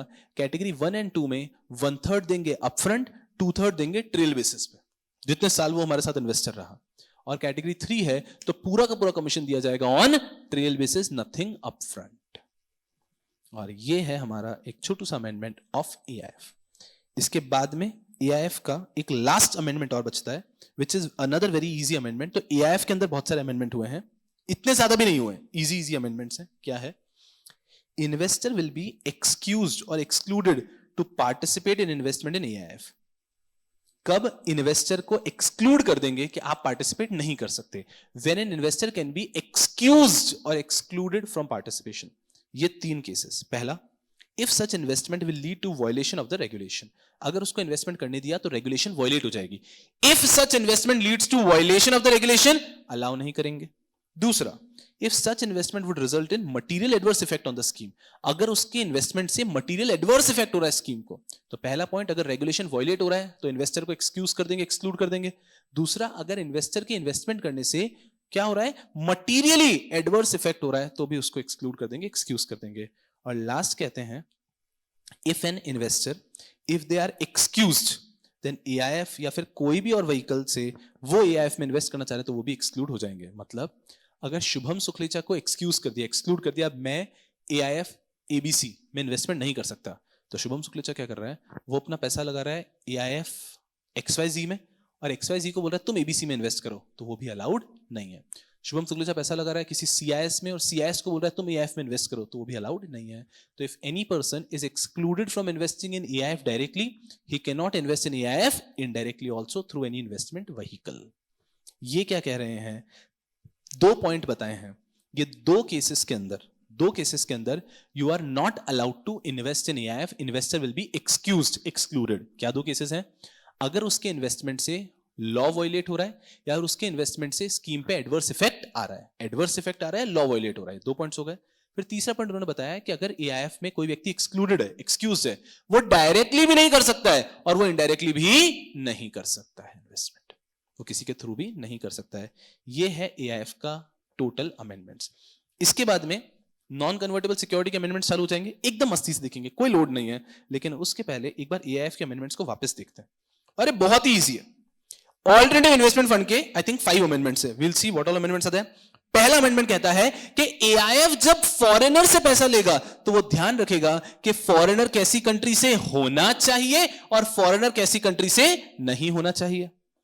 दूसरा पॉइंट कि एआईएफ अब इन्वेस्ट कर सकता है एक नए कंसेप्ट में, क्रेडिट डिफॉल्ट स्वैप्स। तीसरा अमेंडमेंट कि एआईएफ जो डिस्ट्रीब्यूशन कमीशन देता है उसमें अमेंडमेंट आ चुका है कि उसमें आपको डायरेक्ट मॉडल भी इंट्रोड्यूस करना है और ट्रेल बेसिस पे कमीशन लिया जाएगा। और आई थिंक फोर्थ और लास्ट आ गया है कि कब एक इन्वेस्टर को एआईएफ कर सकता है, एक्सक्लूड, एक्सक्यूज। उसमें कह दिया अगर लॉ वायलेट हो रहा है उसके इन्वेस्टमेंट से या हमारी स्कीम पे एडवर्स इफेक्ट आएगा तो उसको कर देंगे एक्सक्लूड और एक्सक्यूज। और एक व्यक्ति अगर एआईएफ में एक्सक्लूड हो चुका है डायरेक्टली तो वो किसी और इन्वेस्टमेंट व्हीकल के थ्रू भी इन्वेस्ट नहीं कर सकता है एआईएफ के अंदर। और ये है सिर्फ 5 भी नहीं 4 अमेंडमेंट्स इन एआईएफ। वाह। अब अगर आप देखोगे अमेंडमेंट्स कौन से बचे हैं, तो नॉन कन्वर्टेबल सिक्योरिटीज के कुछ अमेंडमेंट्स हैं। आपको क्या पढ़ना है, आपको जो मैंने ये समरी दी है वो और जो मैंने हाईलाइट दिया है वो पढ़ना है, ठीक है। नॉन कन्वर्टेबल सिक्योरिटीज के कुछ फुद्दू अमेंडमेंट्स हैं, छोटे छोटे से हैं, हम देखेंगे। सॉरी बहुत सारे, अरे घबराने का नहीं, छोटे छोटे हैं। और फिर लास्ट में आता है amendment number 8 and amendment number 9। Amendment number 8 और 9 बहुत इजी है, फटाफट से अमेंडमेंट नंबर 8 और 9 कंप्लीट करते हैं ताकि हमारे सारे अमेंडमेंट्स हो जाएंगे एक्सक्लूडिंग वन अमेंडमेंट। एक चैप्टर के अमेंडमेंट्स रह जाएंगे, SEBI non convertible securities regulation. चलो क्या कहता है अमेंडमेंट नंबर 8? फुदू अमेंडमेंट, डब्बा है डब्बा, अंकल का टीवी डब्बा। ये कहता है दैट एलओडीआर के अंदर अगर कभी भी सेबी को लगता है तो सेबी के पास पावर है to relax the strict enforcement of the regulation. SEBI has a power to relax strict enforcement of the regulation. ये एलओडीआर क्या या आईसीडीआर, टेक ओवर कोड, हर एक के अंदर एक रेगुलेशन नंबर होता है जिसमें लिखा होता है एंड में SEBI has a power to relax strict enforcement. It simply means कि सेबी को किसी भी पर्टिकुलर केस के अंदर लगता है कि इस एंटिटी को इस केस में इस रेगुलेशन नंबर से एग्जम्पशन देना है तो सेबी वो एग्जम्पशन देने की पावर रखता है। तो SEBI has a power to grant exemption to any entity from a particular regulation. अब ये एलओडीआर में भी आ चुका है। एलओडीआर में भी उन्होंने कह दिया that SEBI can grant relaxation from strict enforcement of the regulation, कि कोई भी रेगुलेशन का स्ट्रिक्ट एनफोर्समेंट से रिलैक्सेशन दे सकते हैं, एग्जम्पशन दे सकते हैं। ये सब लॉ में है कि सेबी के पास पावर है कि कोई भी प्रोविजन के लिए आपकी कंपनी पे उसको प्रोविजन का एग्जम्पशन दिया जा सकता है। तो सिंपल डब्बा अमेंडमेंट हो गया कि SEBI has a power to relax the strict enforcement of any of the requirement of this regulation. और इसी के साथ में आखिरी अमेंडमेंट आता है आपका सेबी एलओडीआर के अंदर ही। ये क्या कहता है, इससे भी फुद्दू अमेंडमेंट नहीं हो सकता, इसको भी लिख देता हूं मैं। अजी डब्बा है डब्बा, अंकल का टीवी डब्बा। ये क्या कहता है कि सेबी के अंदर जो एक पर्टिकुलर रेगुलेशन है, सेबी एलओडीआर रेगुलेशन के अंतर्गत गवर्नेंस नॉर्म्स को लेके, that you have to follow these governance norms, उसमें एक लाइन और आ चुकी है कि अब रियल एस्टेट इन्वेस्टमेंट ट्रस्ट और इंफ्रास्ट्रक्चर इन्वेस्टमेंट ट्रस्ट के अपने गवर्नेंस नॉर्म्स हैं। वापस, रियल एस्टेट इन्वेस्टमेंट ट्रस्ट और इंफ्रास्ट्रक्चर इन्वेस्टमेंट ट्रस्ट के अपने नॉर्म्स हैं। तो रियल एस्टेट इन्वेस्टमेंट ट्रस्ट और इंफ्रास्ट्रक्चर इन्वेस्टमेंट ट्रस्ट के अगर अपने नॉर्म्स हैं, खुद के नॉर्म्स हैं, तो उस केस के अंदर उनको एलओडीआर के नॉर्म्स कंप्लाई करने की कोई जरूरत नहीं है। तो उन्होंने ऐसा ही लिखा है that real estate investment trust and infrastructure investment trust will follow their own governance norms. तो एलओडीआर में सबके लिए गवर्नेंस नॉर्म्स थे। पहले रियल एस्टेट इन्वेस्टमेंट ट्रस्ट और इंफ्रास्ट्रक्चर इन्वेस्टमेंट ट्रस्ट ये वाले गवर्नेंस नॉर्म्स फॉलो करते थे। अब जब रियल एस्टेट इन्वेस्टमेंट ट्रस्ट और इंफ्रास्ट्रक्चर इन्वेस्टमेंट ट्रस्ट के पास अपने गवर्नेंस नॉर्म्स आ चुके हैं, तो वो अपने गवर्नेंस नॉर्म्स को फॉलो करेंगे। देखो क्या लिखा है, since governance norms for real estate investment trust and infrastructure investment trust are provided in their respective regulation, उनके regulation में governance के norms दिए हैं। Regulation number 15 in LODR regarding governance norms for listed entities gives reference to respective regulation for REIT and infrastructure investment trust। तो regulation number 15 इतना सा कहता है, रेफरेंस देता है कि रियल एस्टेट इन्वेस्टमेंट ट्रस्ट और इंफ्रास्ट्रक्चर इन्वेस्टमेंट ट्रस्ट अपने दिए हुए रेगुलेशन के गवर्नेंस नॉर्म्स को फॉलो करेंगे। डब्बा अमेंडमेंट हो चुका है। और इसी के साथ में एक chapter SEBI non convertible securities को छोड़ दूं तो बाकी सारे अमेंडमेंट्स फंडिंग के हो गए। अजी हो गए। देखो आप ध्यान से, रिवीजन का रिवीजन।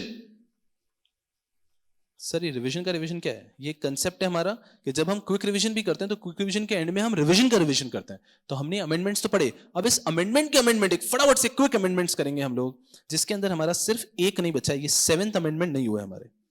7th वाले अमेंडमेंट नहीं हुए हैं नॉन कन्वर्टेबल सिक्योरिटीज के। सर 7th वाले अमेंडमेंट क्यों नहीं हुए हैं नॉन कन्वर्टेबल सिक्योरिटीज के? रुको, पहले बाकी सारे कंप्लीट कर लो।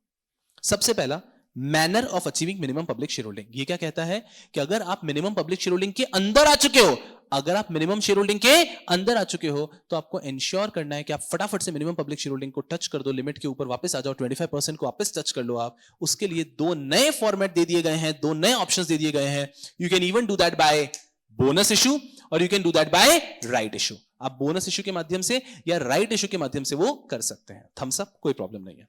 अब उसके बाद में आता है दूसरा पॉइंट कि कुछ छोटे छोटे रूल्स में भी एडिशन है। क्या? पहला रूल, आप कभी भी बोनस इशू और राइट इशू दोनों ऑप्शन का इस्तेमाल नहीं कर सकते, किसी एक का ही करेंगे। ठीक है सर। दूसरा, रेगुलर प्रैक्टिस में एक ऑप्शन होता है कि प्रमोटर अपने शेयर्स बेच देगा और उससे minimum public share holding limit में आ जाएगा, वो भी आप कर सकते हैं। उसमें 2 चीजों का ध्यान रखना है कि जब भी आप ये करना चाह रहे हैं, लिस्टेड एंटिटी को स्टॉक एक्सचेंज को देना होगा एक announcement 1 trading day prior to such selling, और साथ में एक अंडरटेकिंग भी देनी होगी that promoter will not buy any shares from open market. Sir क्या ईसॉप के माध्यम से हम मिनिमम पब्लिक शेयर होल्डिंग को बढ़ा सकते हैं? जी हां, आप बढ़ा सकते हैं, लेकिन उसमें मैक्सिमम आप 2% तक ईसॉप्स इशू कर सकते हैं और प्रमोटर ग्रुप को कुछ भी ईसॉप्स मिलने वाले नहीं है। लास्टली, सर क्या हम प्रमोटर के शेयर्स को ईटीएफ को सेल करके मिनिमम पब्लिक शेयर होल्डिंग बढ़ा सकते हैं? जी हां, बढ़ा सकते हैं, लेकिन मैक्सिमम कितना? 5%। इस लिमिट से आप बढ़ा सकते हैं। इस चीज का ध्यान रखना। और यहां पर भी आपको एक अनाउंसमेंट सेबी को देना होगा कि इस डेट पे promoter is going to sell their shares and 1 trading day prior to the date of selling आपको स्टॉक एक्सचेंज को बताना होगा। स्टॉक एक्सचेंज पब्लिकली डिसेमिनेट कर देती है इंफॉर्मेशन। ये हो गया पहला अमेंडमेंट, डब्बा। उसके बाद में सेकंड आया आईसीडीआर के अंतर्गत अंडर राइटर का। यहां पे आप चाहें तो आपके इंडेक्स में लिख देना, क्योंकि मैं चाहता हूं कि आप भी इस प्रकार से रिवाइज करें कि बिना बुक ओपन करें इंडेक्स से पूरा टॉपिक रिवाइज हो जाए, सारे अमेंडमेंट्स हो जाए। अंडर राइटर को लेकर अमेंडमेंट आया है। क्या है? सिंपल सा है कि सर अगर other than book building mechanism है तो you to enter into an agreement with merchant banker prior to filing of prospectus. अगर बुक बिल्डिंग वाला केस है तो you to enter into an agreement with lead manager and syndicate member prior to filing red herring prospectus. Very easy.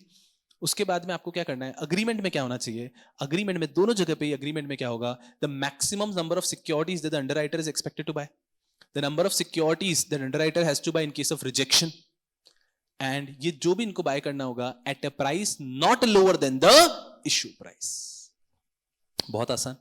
उसके बाद में तीसरा आया सेबी का preferential issue and institutional placement से रिलेटेड अमेंडमेंट। बहुत इजी अमेंडमेंट आया। रियल एस्टेट इन्वेस्टमेंट ट्रस्ट और इंफ्रास्ट्रक्चर इन्वेस्टमेंट ट्रस्ट जब भी पहले प्रेफरेंशियल इशू करते थे, इंस्टीट्यूशनल मैकेनिज्म यूज करते थे, तो उन पे कंडीशन थी 12 मंथ्स की कि लिस्टिंग के 12 मंथ्स के बाद ही कर सकते हैं। वो कंडीशन अब हट चुकी है। अब आप लिस्टिंग के तुरंत बाद भी प्रेफरेंशियल इशू कर सकते हैं, इंस्टीट्यूशनल मैकेनिज्म यूज कर सकते हैं। फिर इसी के अंदर एक और चीज आई कि जब भी एक रियल एस्टेट इन्वेस्टमेंट ट्रस्ट या infrastructure investment trust institutional mechanism use करके यूनिट्स इशू कर रहा है, तो क्या स्पॉन्सर उनके अनसब्सक्राइब्ड यूनिट्स ले सकता है क्या? Answer is yes, sponsor unsubscribed units ले सकता है अगर ये 4 कंडीशन सेटिस्फाइड है तो। पहली कंडीशन कि ये इंस्टीट्यूशनल प्लेसमेंट आपने किया है for acquiring assets from sponsor. ठीक है sir, 90% of the institutional mechanism has been subscribed, कोई प्रॉब्लम नहीं है। आप पे वो लगेगा, क्या कहते हैं उसको, lock in for 3 years on the sponsor from the date of trading approval and unit holders approval has been obtained. जबरदस्त सर, ये हो गया। उसके बाद में हमारा फोर्थ, ये तो कुछ है नहीं टॉपिक, डब्बा अमेंडमेंट। क्या कह रहे हैं आप? रियल एस्टेट इन्वेस्टमेंट ट्रस्ट और इंफ्रास्ट्रक्चर इन्वेस्टमेंट ट्रस्ट अब अपनी जो मीटिंग करते थे यूनिट होल्डर की, वो वीडियो कॉन्फ्रेंसिंग के माध्यम से कर सकते हैं। उसके बाद में एक और डब्बा अमेंडमेंट कि जो भी होल्डको और एसपीवी के अंदर सिक्योरिटीज होल्ड करता था रीट या infrastructure investment trust, infrastructure investment trust या real estate investment trust HoldCo में या एसपीवी में जो भी इन्वेस्टमेंट होल्ड करता था वो किया जाएगा ओनली इन डीमैट फॉर्म। काफी आसान हो गया। उसके बाद में आया एआईएफ के अमेंडमेंट्स। एआईएफ के बहुत सारे अमेंडमेंट्स है, रुक के देखते हैं। उसके बाद में आया 8th, यहां पर एलओडीआर के अंदर छोटा सा अमेंडमेंट आया, और लास्ट भी आया एलओडीआर के अंदर छोटा सा अमेंडमेंट। एलओडीआर के अंदर कैसे कैसे छोटे छोटे अमेंडमेंट आए हैं? एलओडीआर के अंदर जो सेकंड लास्ट अमेंडमेंट है एलओडीआर का, वो इतना सा है that LODR now has a power to relax the strict enforcement of any regulation. कोई भी रेगुलेशन के स्ट्रिक्ट एनफोर्समेंट को एलओडीआर रोक सकता है। कोई भी रेगुलेशन के स्ट्रिक्ट एनफोर्समेंट को एलओडीआर रोक सकता है। काफी आसान, ठीक है। इसके बाद में लास्ट आया कि पहले एलओडीआर के अंदर रेगुलेशन नंबर 15 बात करता था किस बारे में? गवर्नेंस नॉर्म्स के अंदर। उसके अंदर एक पॉइंट ऐड कर दिया है जिसमें रेफरेंस दे दिया है कि रियल एस्टेट इन्वेस्टमेंट ट्रस्ट और इंफ्रास्ट्रक्चर इन्वेस्टमेंट ट्रस्ट अपने अपने रिस्पेक्टिव गवर्नेंस नॉर्म्स को फॉलो करेंगे जो उनके रेगुलेशन में दिया हुआ है। ये भी जो दोनों हैं ये हैं डब्बे अमेंडमेंट्स। नहीं, इधर ये भी जो दोनों हैं ये हैं डब्बे अमेंडमेंट्स। डब्बा है डब्बा, अंकल का टीवी डब्बा। तो ये सब जो डब्बे अमेंडमेंट्स है, अब आप देखोगे प्रैक्टिकली अमेंडमेंट से कुछ खास है ही नहीं। एआईएफ से रिलेटेड 4 अमेंडमेंट्स हमको रिवाइज करना है। चलो एआईएफ से रिलेटेड 4 अमेंडमेंट्स की बात करते हैं। अगर हम एआईएफ का सबसे पहला अमेंडमेंट एआईएफ कहता है कि AIF can raise money from foreign investor. लेकिन एआईएफ को ध्यान रखना है कि फॉरेन इन्वेस्टर कहां से होना चाहिए? आईओएससीओ या फिर बायलेटरल ट्रीटी विद सेबी, इनमें से किसी एक की कंट्री से होना चाहिए। और वो कहां से नहीं होना चाहिए? एक तो यूनाइटेड नेशन सिक्योरिटी काउंसिल के अगर आप सैंक्शन लिस्ट में है तो वहां से नहीं होना चाहिए, और एफएटीएफ ने कह दिया है कि जहां पे डेफिशिएंसीज हैं वहां से नहीं, या एफएटीएफ ने कह दिया है कि जहां पर they are not addressing the deficiencies वहां से भी नहीं होना चाहिए। तो फॉरेन इन्वेस्टर कहां से नहीं होना चाहिए। फिर एक दूसरा टॉपिक आया कि एआईएफ कैटेगरी 1, एआईएफ कैटेगरी 2 और AIF category 3 they have got another new investment option that is credit default swaps. फिर एक और फुद्दू आ गया डिस्ट्रीब्यूशन फीस को लेके। उन्होंने कहा, सेबी ने कहा कि एक तो नया मॉडल लेकर आओ आप, जो आपका रेगुलर ऑप्शन है उसके साथ में एक और ऑप्शन लेकर आओ, क्या? डायरेक्ट। ताकि कोई भी व्यक्ति अगर डायरेक्ट एआईएफ के पास आ रहा है तो वो व्यक्ति डायरेक्टली आपके पास आएगा, उसके ऊपर डिस्ट्रीब्यूशन कमीशन अप्लाई नहीं होगा। तो any person is directly coming to AIF और coming to AIF through SEBI registered intermediaries to whom he has already paid fees, तो इस केस में in this type no distribution commission should apply. दूसरी चीज उन्होंने डिस्ट्रीब्यूशन कमीशन में क्या change कर दी, एक नया कंसेप्ट लेकर आ रहे हैं वो ट्रेल बेसिस का, जिसमें अगर आप कैटेगरी 1 और 2 में हैं तो 1/3 has to be paid upfront the distribution commission and 2/3 will be paid on trail basis. और दूसरा अगर आप कैटेगरी 3 से बिलोंग करते हैं तो पूरा का पूरा commission will be paid on trail basis. Easy PG. और इसके बाद में इन्होंने एक और कंसेप्ट लेकर आया कि क्या हम एआईएफ के इन्वेस्टर को एक्सक्यूज कर सकते हैं क्या? उन्होंने कहा 2 ग्राउंड पे आप इन्वेस्टर को एक्सक्यूज कर सकते हैं, मना कर सकते हैं, एक्सक्लूड कर सकते हैं। पहला, अगर उसके इन्वेस्टमेंट से रेगुलेशन वायलेट हो रहा है और अगर उसके इन्वेस्टमेंट एक एडवर्स इफेक्ट करने वाला है ऑन द स्कीम, तो इन 2 केसेस के अंदर आप रिजेक्ट कर सकते हैं। अगर उसका इन्वेस्टमेंट वायलेट कर रहा है रेगुलेशन को या फिर उसका investment is going to create an adverse effect on the scheme, इन दोनों केसेस में आप क्या कर सकते हैं? उनको बंद कर सकते हैं। ठीक है। इसके बाद में आता है कि एक व्यक्ति जो डायरेक्टली इन्वेस्ट नहीं कर सकता एफ में, एक्सक्लूड हो चुका है, वो किसी और एंटिटी के थ्रू भी इन्वेस्ट नहीं कर सकता है। So if Shubham Sukhlecha is excluded to invest in an AIF, Shubham Sukhlecha cannot put his money in any other investment vehicle, and that investment vehicle can invest in AIF. This is also not allowed. So if a person is directly excluded, he cannot even indirectly invest in AIF. और ये हो गई AIF के amendment. अब अगर आप शांत चित्त से देखें, अगर आप शांत चित्त से देखें तो आपके सारे के सारे अमेंडमेंट्स हो चुके हैं। आई डोंट थिंक कि आपको अब एक भी शब्द और पढ़ने की जरूरत पड़ेगी। आई बिलीव आपको शायद अमेंडमेंट्स, अगर आपका समय है तो 100% पूरे अमेंडमेंट्स को रीड करना। लेकिन अगर आप देखोगे, आप बिना पढ़े भी अगर आप एग्जामिनेशन में जाते हैं, एग्जाम के एक दिन पहले बस इन नोट्स को भी ग्लांस थ्रू कर लेते हैं, I don't think you to worry about anything. I think we are super super super sorted with respect to amendments. We good here? चलो सर, आपने अमेंडमेंट्स में ये चैप्टर को अलग से क्यों रख दिया? इस चैप्टर के बारे में बात क्यों नहीं कर रहे हैं आप? Issue and listing of non convertible securities, इसको मैंने अलग से इसलिए रखा, अगर आप में से कोई भी बच्चा ऐसा है, मैंने यहां पर एक बार सारे अमेंडमेंट्स को रिवाइज भी करा दिया, ठीक है ना? तो यहां पे आपका समझो कि अमेंडमेंट लेक्चर का पार्ट ए एंड हो चुका है। हमारे अमेंडमेंट लेक्चर का पार्ट ए यहां पर एंड हो चुका है। आप में से कोई भी ऐसा बच्चा है जिसने अगर वो रेगुलेशन ही नहीं पढ़ा है नया वाला, तो पहले आप जाके वो रेगुलेशन पढ़ो नया वाला, एंड देयर आफ्टर उसके अमेंडमेंट्स पढ़ेंगे तो आपको मजा आएगा। तो सबसे पहले आपको क्या करना चाहिए? आपको वो रेगुलेशन पढ़ना चाहिए। तो अगर कोई स्टूडेंट है तो वो यहीं पे अमेंडमेंट लेक्चर को पॉज कर दो, यहीं पे छोड़ दो amendment lecture, and thereafter पहले वो पूरा रेगुलेशन पढ़ लो नया वाला, और फिर यहां पर आओ। और अगर आप में से कोई और बच्चा है, ऐसा बच्चा है जिसने वो रेगुलेशन पढ़ कर आया है, तो वो डायरेक्टली अमेंडमेंट्स पे मेरे साथ में चल सकता है। तो यहां तक हमारे अमेंडमेंट्स का फेज 1 पार्ट 1 कंप्लीट होता है। अब आता है इस अमेंडमेंट का पार्ट 2, जिसके अंदर हम बात करेंगे सिर्फ issue and listing of non convertible securities. आप में से कोई व्यक्ति अगर थक गया है और एक ब्रेक लेना चाहता है, तो यहां पर आप एक ब्रेक ले सकते हैं। यहां पर एक ब्रेक लो, जो अमेंडमेंट्स हुए उसको एक बार क्विकली इंडेक्स की मदद से रिवाइज कर लो कि हाँ ये सारे अमेंडमेंट्स हुए। क्विकली अगर आप टिप्स पे रिवाइज कर लेते हो अमेंडमेंट्स को, then you are super sorted. अगर मैं बात करता हूं एआईएफ वाले अमेंडमेंट्स की भी ना, फोकस करना अच्छे से यहां पे। आप अपने इंडेक्स में ऐसा ड्रॉ कर लेना। एआईएफ के अमेंडमेंट्स की बात करें तो 1, 2, 3 एंड 4 4 अमेंडमेंट्स है एआईएफ में। बताओ कौन से? सबसे पहला अमेंडमेंट है फॉरेन इन्वेस्टर को लेके। आप इंडेक्स को इतना अच्छा बना लो कि इंडेक्स से आप खुद से पूरा रिवीजन कर पाओगे। फॉरेन इन्वेस्टमेंट को लेके, फॉरेन इन्वेस्टर अगर कोई भी आ रहा है तो भाई ध्यान रखना वो इन दोनों से होना चाहिए और इन दोनों से नहीं होना चाहिए। नेक्स्ट अमेंडमेंट था with respect to credit default swap, कि क्रेडिट डिफॉल्ट स्वैप एक नया ऑप्शन आ चुका है। तीसरा अमेंडमेंट था with respect to distribution commission, कि डिस्ट्रीब्यूशन कमीशन के कंसेप्ट में 2 चेंज है। एक तो डायरेक्ट मेथड भी इंट्रोड्यूस किया गया है और एक ट्रेल मेथड के बेसिस पे पेमेंट होगा। और लास्ट हो गया एक्सक्लूडिंग इन्वेस्टर, कि किसी भी इन्वेस्टर को एक्सक्यूज या एक्सक्लूड किया जा सकता है, कि 2 ग्राउंड पे किया जा सकता है, और वो डायरेक्टली इनडायरेक्टली नहीं कर सकता। अब अगर आप देखोगे ना तो आप इमीडिएटली इंडेक्स से पूरा रिवीजन कर सकते हो। सबसे पहला मिनिमम पब्लिक शेयर होल्डिंग का, हाँ राइट इशू बोनस इशू से कर सकते हैं, वो 4 पॉइंट्स है। यहाँ पर अंडर राइटर लिख देना है पे अंडर राइटर, हाँ अंडर राइटर रिलेटेड अमेंडमेंट आया कि हाँ ठीक है, बस उनको पहले से हमें ऑफर डॉक्यूमेंट एंटर होने के पहले अग्रीमेंट एंटर कर लेना है। उसके बाद में प्रेफरेंशियल इशू इंस्टीट्यूशनल प्लेसमेंट करने के लिए अमेंडमेंट आया, 12 मंथ्स की रिक्वायरमेंट को हटा दिया है, और प्रमोटर भी अनसब्सक्राइब्ड पोर्शन जो है उसको ले सकता है अगर 4 कंडीशन को सेटिस्फाई करता है तो। उसके बाद में वीडियो कॉन्फ्रेंसिंग से अटेंड करेंगे मीटिंग, स्ट्रेट फॉरवर्ड है। होल्डको और एसपीवी का जो इन्वेस्टमेंट है वो भी कैसे होगा? डीमैट के अंदर होगा, स्ट्रेट अवे है।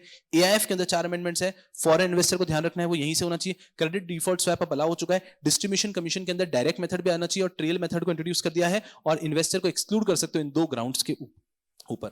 फिर हमने पढ़े लास्ट में सेबी एलओडीआर रेगुलेशन, यहीं पे लिख दो छोटा सा, यहां पे ये क्या लिखते हैं? To relax strict enforcement, relax strict enforcement, कि सेबी के पास पावर है कि वो रिलैक्स कर सकता है strict enforcement of any regulation under LODR regulation. और सेबी एलओडीआर का दूसरा अमेंडमेंट है, इसमें लिख दो इंफ्रास्ट्रक्चर इन्वेस्टमेंट ट्रस्ट और रियल एस्टेट इन्वेस्टमेंट ट्रस्ट के गवर्नेंस नॉर्म्स के प्रोविजन जो हैं अब वो उनके रेगुलेशन में हैं, तो इसलिए रेगुलेशन नंबर 15 ऑफ एलओडीआर में रेफरेंस दे दिया है कि रीट और इंफ्रास्ट्रक्चर इन्वेस्टमेंट ट्रस्ट अपने अपने गवर्नेंस नॉर्म्स फॉलो करेंगे। Now you see, don't you think amendments है ही नहीं, एग्जिस्ट ही नहीं करते अमेंडमेंट्स, कुछ है ही नहीं, है इतू से पित्तू से अमेंडमेंट्स हैं, and we are nicely supremely done with all the amendments. Are you guys good here? Are you guys good here? चलो, तो यहां पे अमेंडमेंट का फेज 1 हो चुका है। जिन बच्चों ने नॉन कन्वर्टेबल सिक्योरिटीज का रेगुलेशन ही नहीं देखा है, अच्छे से जाओ, आप यूट्यूब पे सर्च भी करोगे ना, SEBI non convertible securities by Shubham Sukhlecha, तो you will get the video. मस्ती से देख कर आओ, मैं कोशिश करूंगा कि इसके नीचे जो डिस्क्रिप्शन बॉक्स है उसमें दे दूंगा, आप मस्ती से देख कर आओ उसको, और उसके बाद में आप उसके अमेंडमेंट्स देखोगे तो मजा आएगा। और जिन लोगों ने सर हम पूरे सेट है सर हम पढ़ाई करके बैठे हैं, तो वो बच्चों को क्या करना है, 2-5 मिनट का चाहे तो ब्रेक ले सकते हैं। सारे अमेंडमेंट्स हो चुके हैं आपके। अब फेज 2 ऑफ दिस अमेंडमेंट के अंदर हम लोग issue and listing of non convertible securities के अमेंडमेंट्स करेंगे। चलिए यार, see you after 2 minutes. Bye.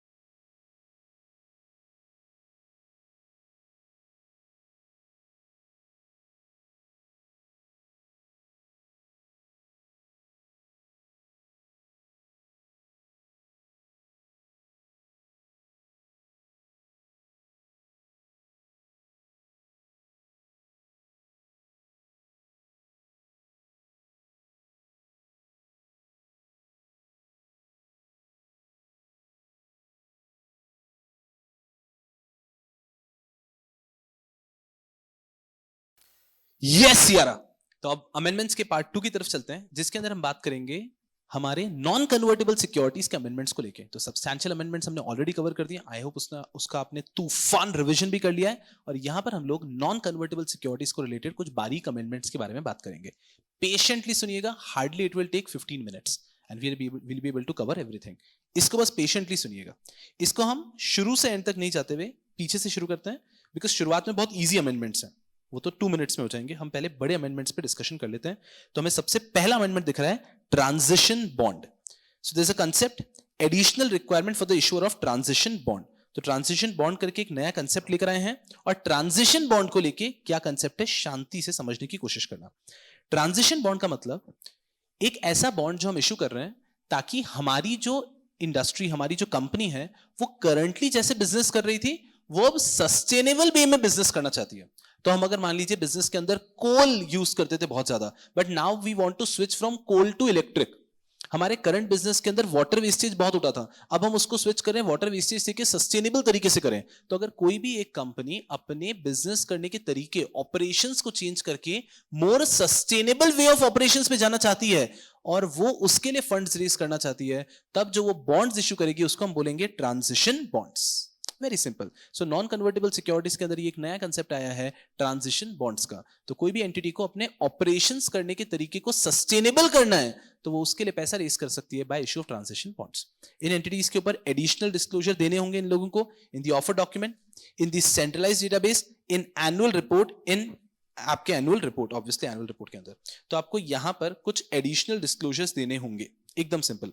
तो आपको यहां पर जो है ना स्टॉक एक्सचेंज, तो आपको स्टॉक एक्सचेंज को भी देने होंगे एडिशनल डिस्क्लोजर. तो very easy.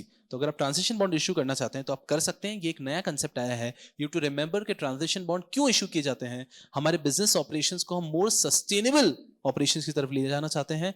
To raise money for that we can issue transition bonds. Lately आप देखोगे तो the entire vision is switching towards ESG. थोड़ा सा कंप्लायंस हो, सस्टेनेबल हो, एनवायरमेंट के लिए फ्रेंडली हो, उस तरफ जा रहा है. तो उसी की दिशा में हमारा एक ट्रांजिशन बॉन्ड भी आया है. खेलो कूदो ऐश करो, दैट्स इट. इसके पिछले अमेंडमेंट की ओर जाते हैं तो कुछ भी नहीं है. एक्सटेंशन ऑफ कंप्लायंस पीरियड, ये एक डब्बा अमेंडमेंट है. डब्बा अमेंडमेंट जिसके अंदर इन्होंने जो पहले एक रिक्वायरमेंट थी उसको कंप्लाई करने के लिए कुछ टाइम पीरियड का एक्सटेंशन दे दिया है. मैंने आपके लिए हाईलाइट कर दिया है. The contiguous block of 2 years over which large corporates need to meet the mandatory requirement of raising 25% of their incremental borrowing in a financial year through issuance of debt securities will be extended to a contiguous block of 3 years. ये क्या कह रहे हैं आपके कि normally 2 years का block दिया जाता था आप सबको नॉन कन्वर्टेबल सिक्योरिटीज के लिए, जिसके तहत आपको 25% डेट सिक्योरिटीज से रेस करना होता था इंक्रीमेंटल बोरोइंग का। तो जो भी आप बोरोइंग कर रहे हैं उसका 25% की रिक्वायरमेंट थी कि डेट सिक्योरिटी से रेस करना था।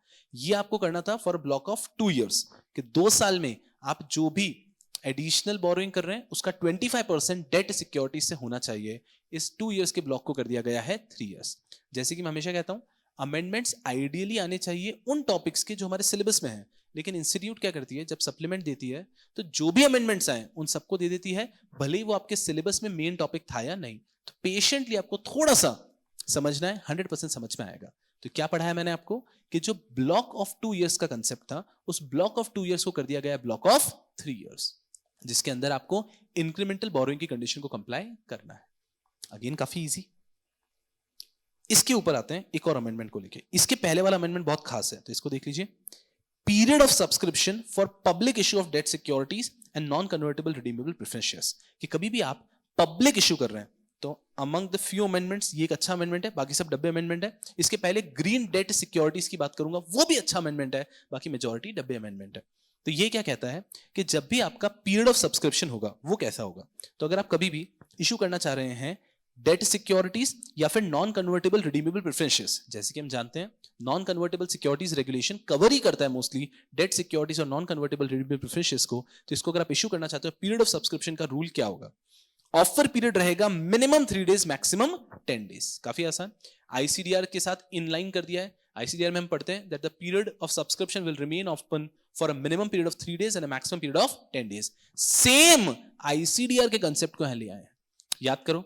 फिर आईसीडीआर में एक चीज लिखा था कि अगर आप कभी भी प्राइस बैंड को रिवाइज करते हैं, so the period of subscription will extend for 3 days, same, subject to maximum 10 days, same. तो इन्होंने क्या किया है, नॉन कन्वर्टेबल सिक्योरिटीज का regulation has been made in line with ICDR. और लास्ट में जैसे कि लिखा जाता है कि अगर कभी फोर्स मेजॉर हो गया, बैंकिंग स्ट्राइक हो गई, और उस केस में भी हमारा जो ओवरऑल टाइम पीरियड वो एक्सटेंड कर दिया जाएगा 3 days से, और इन्होंने क्लियरली यहां पे बताया है and it will not extend for 10 days। तो अच्छे अगर से हम बात करते हैं पीरियड ऑफ सब्सक्रिप्शन को लेके for non convertible securities and preference shares, non convertible redeemable preference shares, period of subscription कर दिया है same like ICDR, minimum 3, maximum 10। In case of revision in price band it will B extended by 3 days subject to maximum 10 days, and force majeure के case में भी it will be extended by 3 days, easy peasy।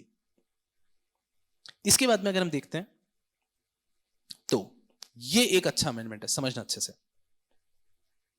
Green debt security का। तो इन्होंने क्या किया है, green debt securities की जो डेफिनेशन है उसको और एक्सटेंड कर दिया है। आपको याद दिलाता हूं, नॉन कन्वर्टेबल सिक्योरिटीज के रेगुलेशन में आपने पढ़ा था what are green debt securities. अगर कोई भी एक कंपनी इनमें से कोई भी बिजनेस करती है, अगर एक कंपनी इनमें से कोई भी बिजनेस करती है और वो मनी रेस कर रही है बाय इशूइंग डेट सिक्योरिटी, तो उन डेट सिक्योरिटीज को कहा जाता है green debt securities, because company का बिजनेस सस्टेनेबल है, ग्रीन बिजनेस है।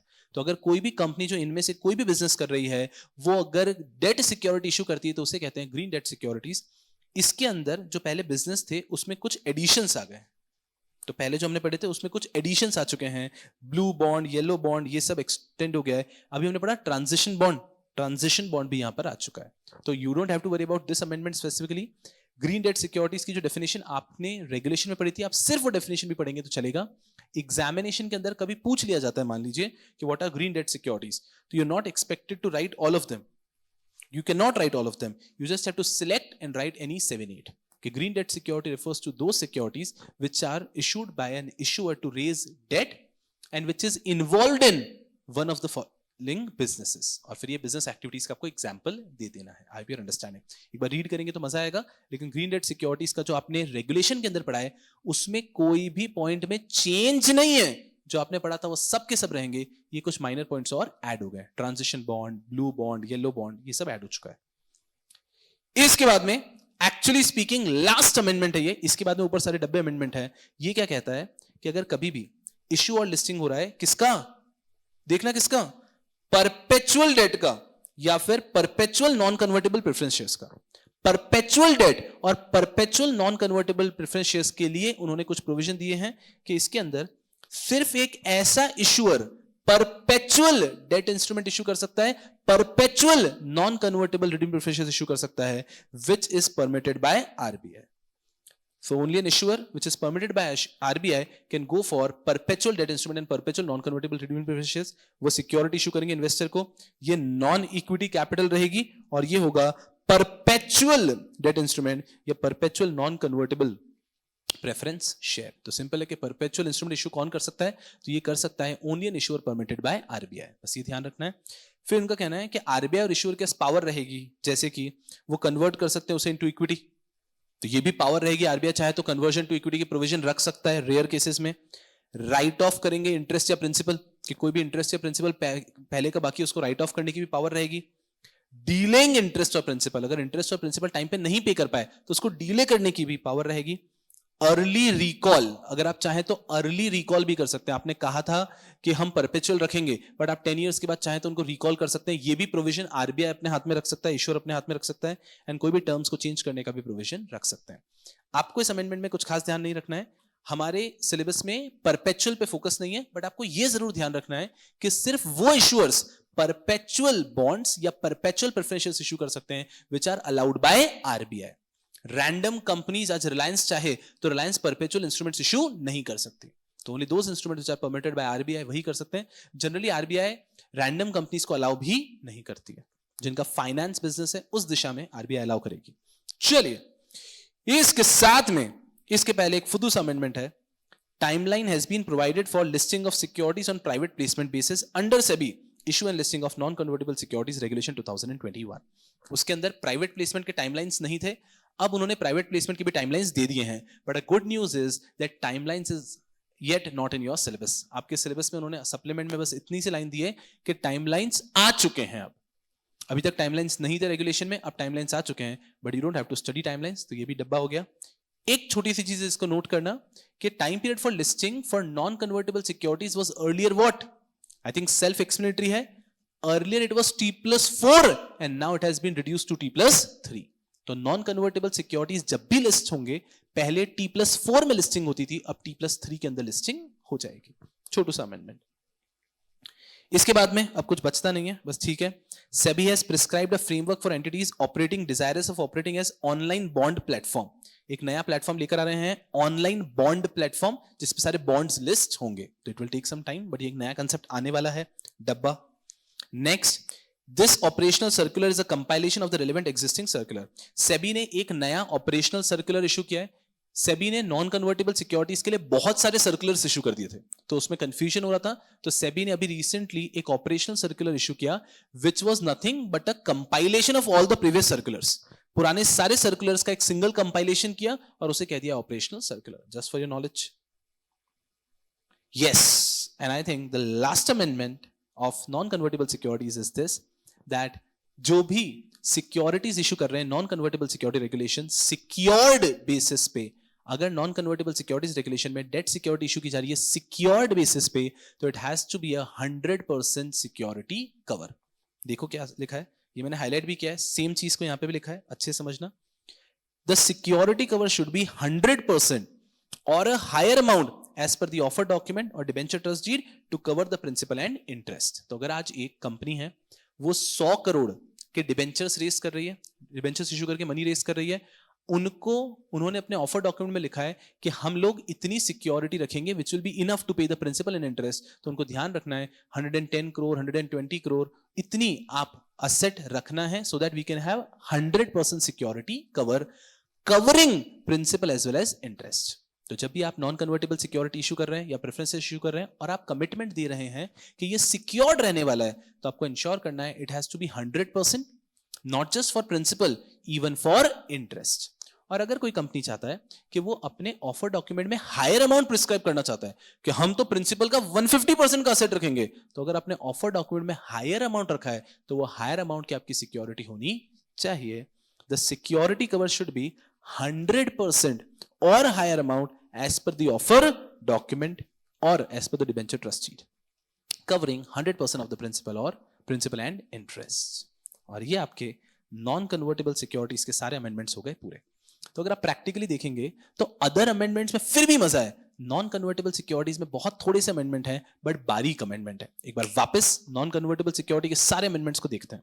सबसे पहला अमेंडमेंट है कि आप जब भी डेट सिक्योरिटी इशू करते हैं, स्पेशली डेट सिक्योरिटी इशू करते हैं, तब आपको ध्यान रखना है कि असेट कवर होना चाहिए 100% का, covering the principal as well as interest. और अगर आपने अपने ऑफर डॉक्यूमेंट में हायर अमाउंट दिया है तो वो हायर अमाउंट का असेट कवर होना चाहिए।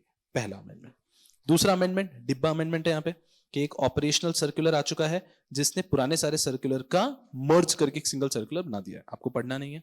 नेक्स्ट डिब्बा अमेंडमेंट कि एक नया ऑनलाइन बॉन्ड प्लेटफॉर्म सेबी लेकर आने वाला है। नेक्स्ट एक इसमें डिब्बा अमेंडमेंट है और एक रेलेवेंट है। डिब्बा अमेंडमेंट ये कहता है आपका कि जो भी प्राइवेट प्लेसमेंट कर रहे हैं नॉन कन्वर्टेबल डेट सिक्योरिटीज वगैरह का, उसके लिए अब टाइमलाइंस आ चुकी है, लेकिन हमें उसको देखने की कोई जरूरत नहीं है। रेलेवेंट अमेंडमेंट क्या है समझना, पहले लिस्टिंग होती थी T+4 में और अब लिस्टिंग होती है T+3 में। तो पहले नॉन कन्वर्टेबल सिक्योरिटीज की लिस्टिंग का टाइमलाइन था T+4, अब उसका टाइमलाइन कर दिया गया T+3। धीरे धीरे उसको और कम कर रहे हैं। इसके बाद में आपका एक छोटू सा अमेंडमेंट ये आता है दैट अब परपेचुअल डेट सिक्योरिटीज और परपेचुअल प्रेफरेंस शेयर के भी चैप्टर को अप्लाई कर दिया गया है। और उसमें एक चीज जो आपको ध्यान रखनी है कि कोई भी issuer which is only when it is permitted by RBI, an issuer who is permitted by RBI can issue perpetual debt securities or perpetual non-cumulative preference shares, and then RBI and the issuer can keep, they have the power to do what, they can convert it into equity, they can extend the tenure, they can recall it early, they can waive off the interest, they can change the terms। ये सब power RBI के पास रहेगी। उसके बाद में green debt securities में कुछ change आया है। फिर ये अच्छा है, ये अकेला स्टार मार्क है, period of subscription for non convertible securities has been made in line with ICDR। जैसे ICDR में होता था मिनिमम 3 मैक्सिमम 10, जैसे ICDR में कहते थे कि अगर कभी भी प्राइस बैंड रिवाइज होगा तो it will be extended by 3 days subject to maximum 10 days, force majeure हुआ तो भी it will be extended by 3 days. तो सेम नॉन कन्वर्टेबल सिक्योरिटी के अंदर भी ला चुके हैं पीरियड ऑफ सब्सक्रिप्शन। उसके बाद में जो 2 इयर्स का ब्लॉक था for the compliance of condition, उसको कर दिया गया ब्लॉक ऑफ 3 इयर्स। ये भी डब्बा ही है। और लास्ट अमेंडमेंट, ट्रांजिशन बॉन्ड का कंसेप्ट आ चुका है। एक कंपनी अगर अपने एग्जिस्टिंग ऑपरेशंस को सस्टेनेबल करना चाहती है, उसको सस्टेनेबल करने के लिए अगर एक कंपनी बॉन्ड्स इशू करती है, that is termed as transition bonds. अगर वो कर रहे हैं तो company will have to give additional disclosures in the offer document, in the centralised database, to the SEBI in the annual report. I think we are doing superb. आप चाहें तो जैसे हमने सारे अमेंडमेंट्स की समरी यहां पे लिखी है, आप चाहें तो वैसे ही ये जो नॉन कन्वर्टेबल सिक्योरिटीज है इसके भी सारे अमेंडमेंट्स को ऐसे 1 2 3 4 5 करके यहाँ पे लिख सकते हैं, सो दैट आप रिवीजन के टाइम पे सिर्फ अपने इंडेक्स से भी पूरे के पूरे अमेंडमेंट्स को रिवाइज कर पाए।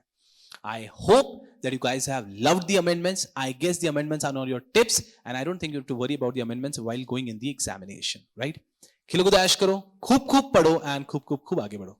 Bye bye. Keep smiling, keep working hard. Tada.